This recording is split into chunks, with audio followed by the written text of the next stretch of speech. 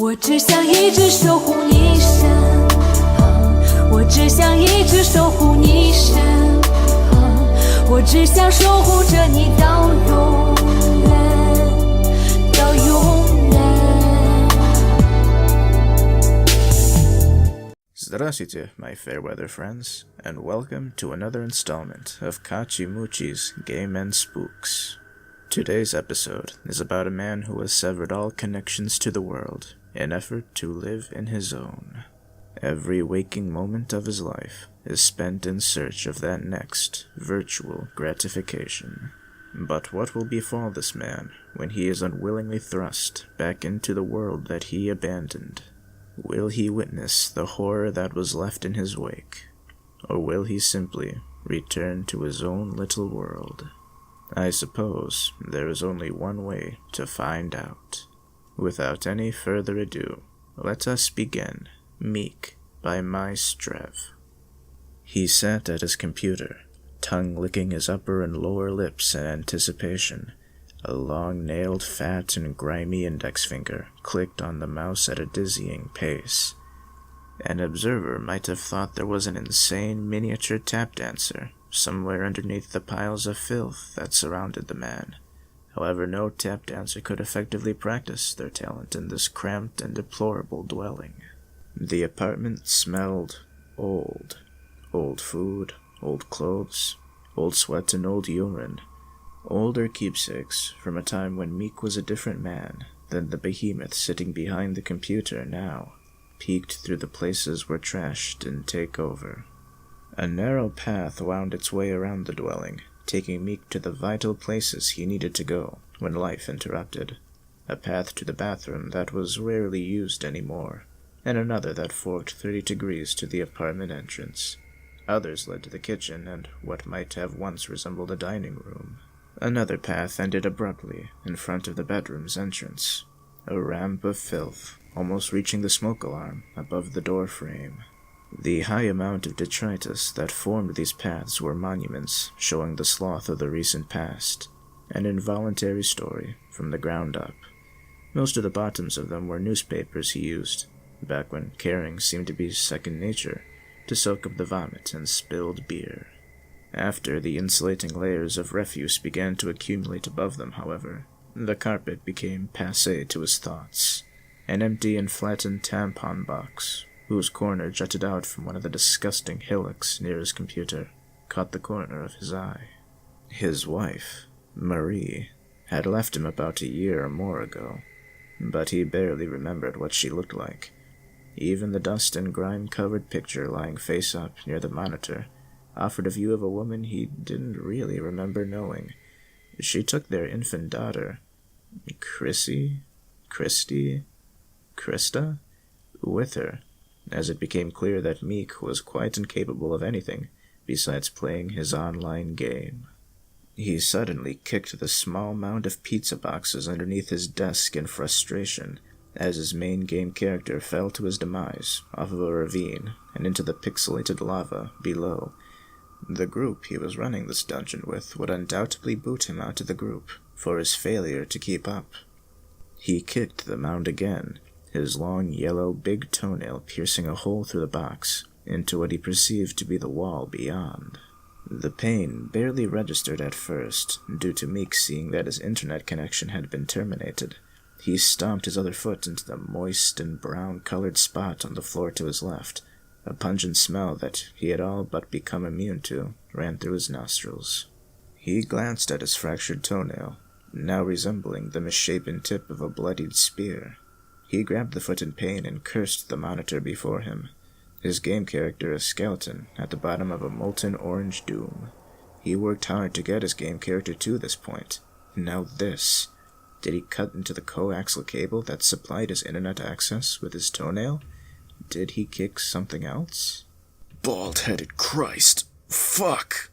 He shouted to the screen before him, a middle finger echoing what the mountains of garbage near him wouldn't let his voice do. He quickly stood, the crusty and stained seat cushion briefly sticking to his rear and bringing the chair up, and then down with a plastic-wheeled bang. Trying to think quickly for a solution to his connectivity problem, He made his way along the kitchen path, slowly limping to the telephone. He was surprised at how much he had been sweating. Was the AC broken too? He silently thanked his dead mother for the trust fund that she had left to him that sustained his living these past few years. He would call the landlady after the cable company. He became lightheaded as his overweight frame limped along the refuse and vomited into an empty cereal box before entering the kitchen. Grabbing a dusty and half-full beer off what must have been the dining room table, he drank, expelling the acidic taste from his mouth. He dry heaved from the taste of the old beer, thankful that the taste of puke no longer lingered. He hadn't used the phone in ages. No need to, really. He used both hands to claw through some hamburger wrappers and matted paper towels to about where he estimated the phone to be. Several cockroaches scampered away at his touch, their surreptitious duties temporarily put on hiatus. He was correct in his assumption as to where the phone would be. He was incorrect by thinking the phone was still there, however. He faintly remembered Marie saying how the phone's ringer woke the baby up at night. Since they could only afford a one-bedroom place at the time, the kid had to sleep in the living room. And since they both had cell phones at the time, the home phone was redundant. So, did she move it? Put it away? Throw it out? Fuck me, he said as he picked up a small, itchy brown piece of crust from the back of his leg, clawing at the skin underneath. His toe was bleeding worse now, the toenail much worse than he thought, as he examined it in the brighter light of the kitchen. The nail cracked vertically, all the way down, apparently breaking beneath the skin as well. His toe was easily twice the size it had been before his gimpy trek to the kitchen, a sickly wetting of purple and yellow. Meek didn't know the first place to look if Marie had put it away somewhere, and quite frankly he didn't feel like digging through more mounds to look. Another option was the bedroom. There was a landline connection in there. Maybe it was buried somewhere in there. His desire to get back to the game, coupled with the throbbing foot, prodded him to go back and look. He wobbled along the bedroom path straight down the hallway, the carpet he trod on making sickening, wet sounds. He paused for a glance into the bathroom he stopped using months ago. A brown conical shape of a solid brown and green substance protruded from the grimy toilet. He could see several flies tending to their young among the shape, buzzing with paternal defense as they sensed Meek's presence. Matted balls of toilet paper stood knee-high, occasionally broken by mouths of empty beer bottles. The bottle tops almost looked like brown mouths, drowning in a sea of disgust. Smears and handprints of a darker color lined the tiled walls. A picture hung by the entrance of the bathroom. Meek and Marie, standing in front of the lake at Epcot Center. The baby was nestled in Meek's arms, the peaceful shroud of sleep evident on her face as her happy father kissed her forehead. Was that taken before or after the wedding? He thought. He remembered that day, the baby cooing as the boat made its way through the tunnels in the Mexican section of the park. He had no idea why, but he also remembered Marie giving him a light but tender kiss on his neck as the boat sloshed its way through the artificial passages. He made his way towards the bedroom entrance, having to limp wade through the trash that he didn't remember making. Glancing behind him, he noticed that he had left a red trail as his foot dragged behind him. Clearing the way to the door took longer than he had thought. There were several large boxes hiding beneath the garbage that were heavier than he had expected, their contents unimportant, as the longing of getting back to his game took precedence over all else. They were stacked high as well, almost reaching where the door met the frame. Throwing the last box behind him down the hallway with a grunt, he grabbed the doorknob and tried to open the bedroom door. It was locked. After several minutes of determination, a few pulls from his obese frame, and many curses of frustration, the door gave way, splintering the frame and showering Meek's forearm with wooden debris. The room was dark, cool, and surprisingly clean. The light shone from the hallway behind him, exposing the motes of dust that chaotically danced at the door being thrust open. Had he really not come here at all over that year or two? The carpet was the perfect beige it was when his family moved in years ago. The pictures that Marie picked out still hung around the room, Parisian beatnik monstrosities that Meek still gave a disdainful glance to. She insisted that since there were no windows in the room, she would make it as sunny as possible. The bed was made as well, the dark brown comforter looking eerily the same color as the putrescent contents of the bathroom he glanced at minutes before. The phone was on the nightstand on the side that Meek used to sleep during those cheerier times. With a sigh of relief that any heroin user could relate to after finally getting a reclusive fix, he limped over to the phone. One foot left a bloody streak, and the other left brown footprints on the unmarked carpet. Sitting down on the bed, he picked up the phone's receiver and started to dial when he noticed the square-shaped thing in the corner. Since he didn't think to turn on the light when he came in, and the hallway's light didn't reach the corner, he couldn't make out what it was. He started to give his toe a rub, his hand coming back bloody, and winced in pain as the dread of realization crept up on him. There was no dial tone. This could only mean one thing. Marie had canceled the service at some point without telling him, or more likely, he didn't pay the bill after she left. He couldn't remember. Grabbing the phone in frustration, he threw it in the direction of the square-shaped thing, cursing. He was getting very lightheaded now, the coolness of the room doing little to alleviate the sweat drenching his balding, fleshy head. He stood and hobbled over to the square thing in the corner. As he came up beside it, he grabbed the edge of it and winced in pain, his foot feeling as if it were on fire. He looked into the square thing, now finally realizing what it was, not just because of its physical shape, as much as its contents. The long decayed corpse of an infant lay in the center of the playpen. The skin almost resembled one of those purplish, super-hot peppers he used to see at the grocery store, making bizarre spiral patterns along the top of the skull. The infant had a permanent scream on its wrinkled and deformed face, as though it was seeing something horrible before its death.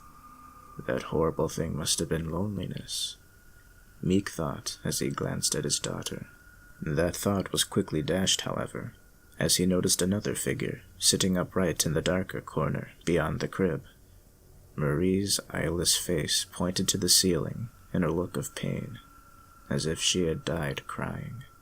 One hand still rested on the corner of the playpen, the other pulling down the shirt where her breast had been. She must have given the infant, Krista, that was her name, one last meal before she herself had expired. Cursing in worried anticipation, he picked up the phone. It was thankfully still in one piece, with the cord from the wall still attached to it, and hobbled to the bedroom door, deciding he would try the kitchen's phone receptacle, now out of a feverish desperation. As he made his way through the door frame, he immediately saw a problem. The heavy boxes that he had thrown behind him in a frenzy moments before now made a heavy wall that merged with the garbage piles. He could see a portion of his computer monitor beyond, a bubbling orange haze through cardboard and refuse. His foot throbbed, and his chest suddenly contorted in pain, and self-preservation began to take hold of his fevered body. Dropping the phone, he fell to his hands and knees, and crawled toward the barricade. The first box before him wasn't so bad to move, but the next was impossible, positioned as he was, and he slumped over it. He sensed a cockroach that he must have only partly killed with his weight tickle the side of his torso. Just a rest, he mumbled. The kitchen is right around the corner. So close. I will have my internet back within the hour. Just one phone call, he thought, longingly looking at his computer screen through the cardboard and refuse cracks. His heart finally took his frustration, his toe pain, and him along with it. The end. And that was the story of Meek by My Strev. This creepypasta represents a horrifying reality to all those in the entire world who are stricken with addiction. Addiction to substances or emotions, or in this case particularly, video games. Many creepypastas take place in realities where horrifying things, sometimes out of nowhere, befall innocent people. Yet this story is about a horror of a single man's creation. And not only that, the villain of this story isn't a horrifying specter or a realistic sadist. It is simply the main character who commits the horror against himself and his loved ones, as many addicts in real life also do. Much of the story simply describes the horror that Meek has created for himself, namely the utter disgrace and unlivable nature of his house, and climaxes with Meek's realization that he was responsible for the death of his daughter and wife by locking and barricading them in the bedroom. And the story then ends with Meek succumbing to his addiction and being consumed by the refuse that he created. Because such terror can be found easily throughout many places of the world, I can certainly say that this is the most realistic creepypasta that I had ever read. Always remember, ladies and gentlemen, that anything taken to its extreme can have devastating consequences. That can go for emotions, for substances, or even in this case, video games. So why not go outside for one moment in your day and enjoy life? Always remember that addiction can befall any human being, and if you're not careful and weary of it, you could find yourself staring at Meek through the mirror someday. Thank you for listening to this installment of Kachimuchi's Game and Spooks. If you enjoyed the video, why not leave a like, or a comment, or even subscribe? Or better yet, why not suggest the next story for me to read? This has been Kachimuchi, and that's about all I have to say about that. Farewell.